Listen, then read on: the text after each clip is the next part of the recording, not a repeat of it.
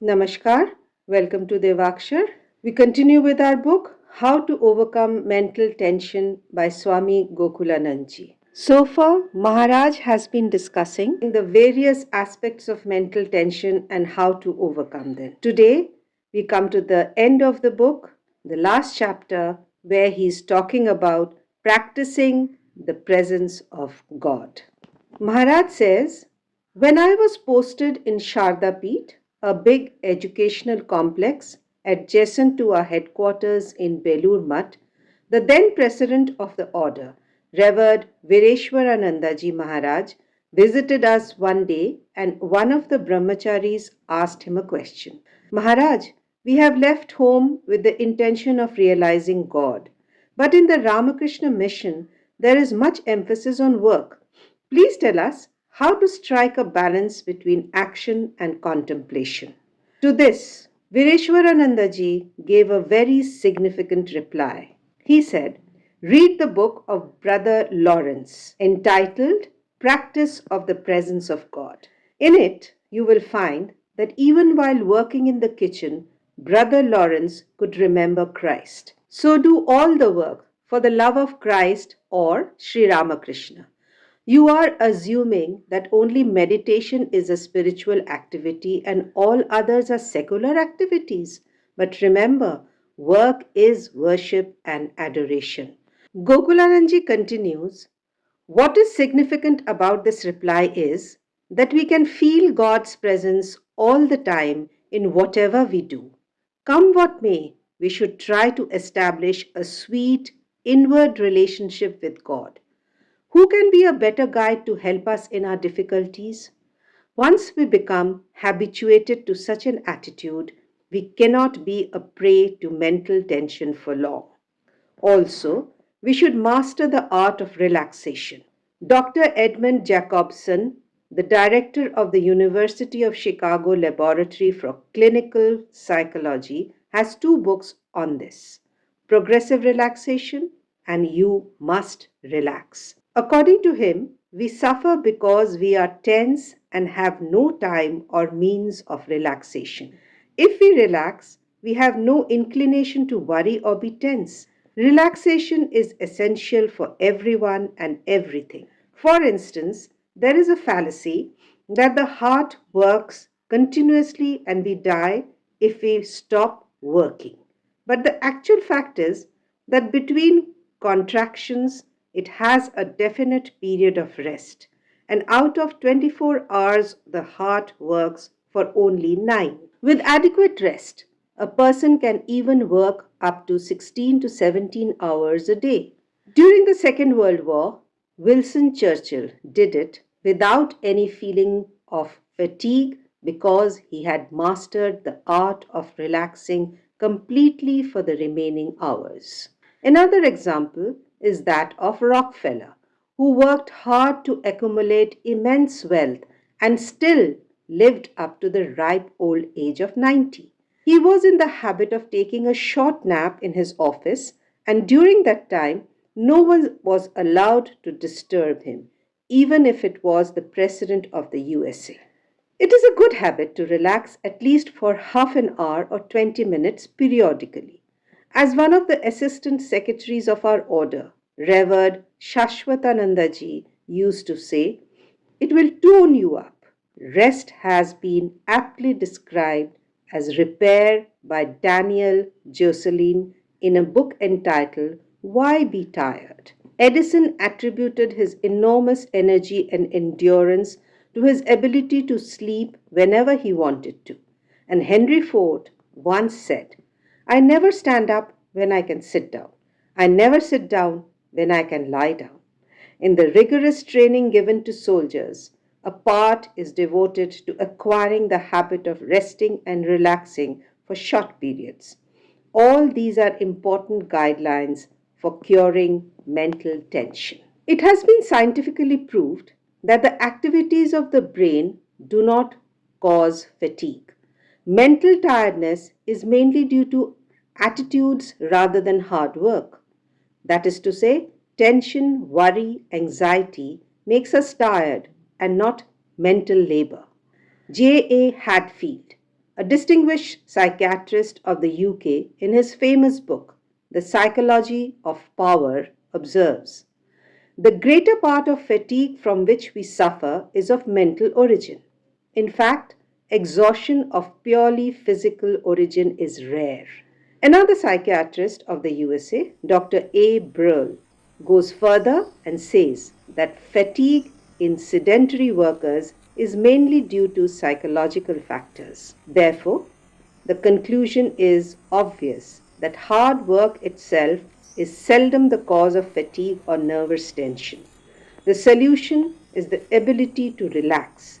William James, in his book, The Gospels of Relaxation, writes, the American overtension, jerkiness, breathlessness, and intensity and agony of expression are bad habits, nothing more and nothing less.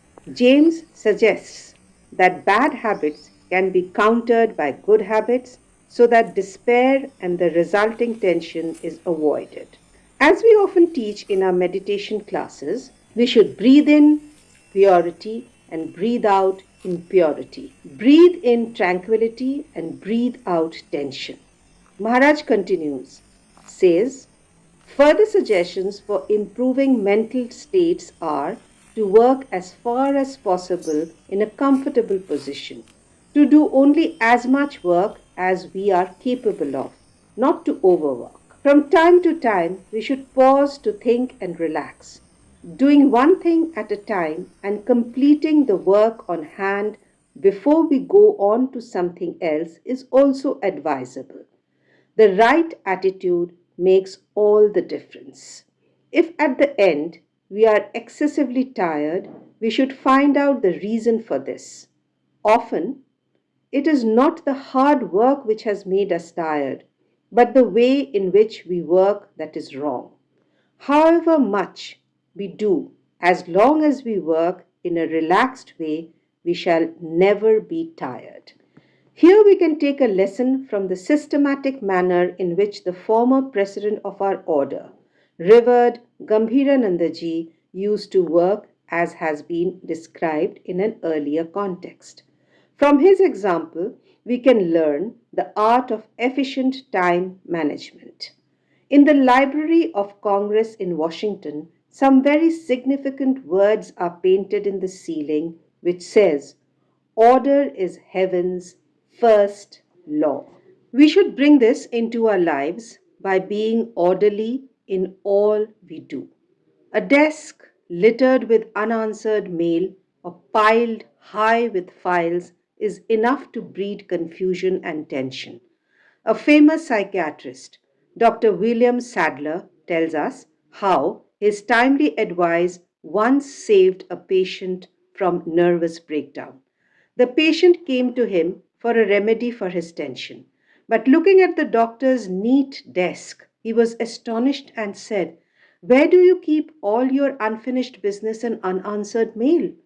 Dr. Sadler said that all his business was finished regularly and all the mail was answered immediately. The patient could not believe this at first.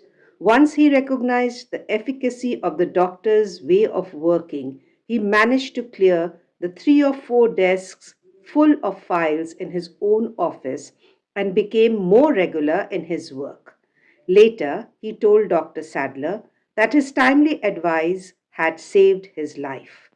The same idea is implicit in the statement of Charles Hugger, a former Chief Justice of the Supreme Court of the USA, who said, men do not die from overwork, they die from dissipation and worry.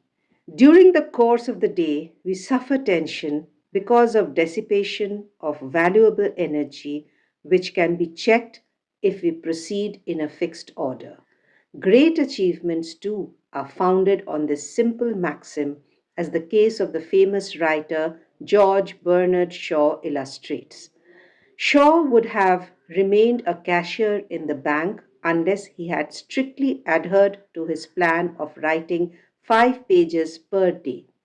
His determination paid dividend. Finally, much of our tension will decrease if we learn to delegate our work and share our responsibilities.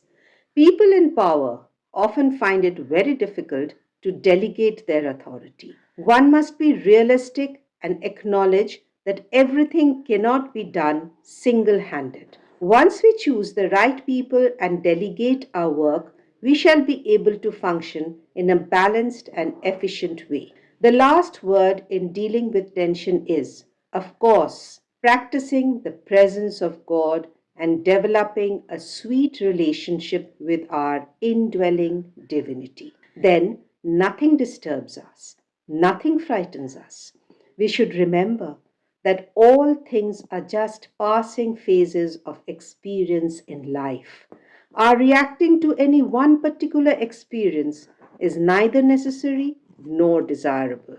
We should keep in mind the immortal words that even when the whole world is against us, we have God on our side, always. In times of anxiety, if we take a moment's respite and send up a word of prayer, it is immensely beneficial in controlling tension.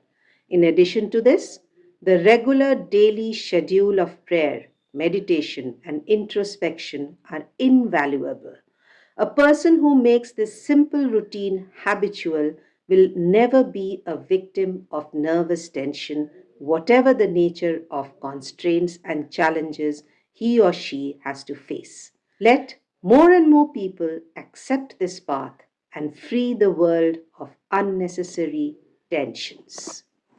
Today we come to the end of the book, How to Overcome Mental Tension.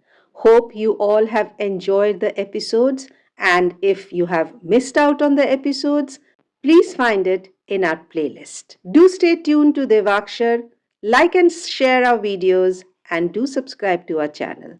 Thank you so much for being with us.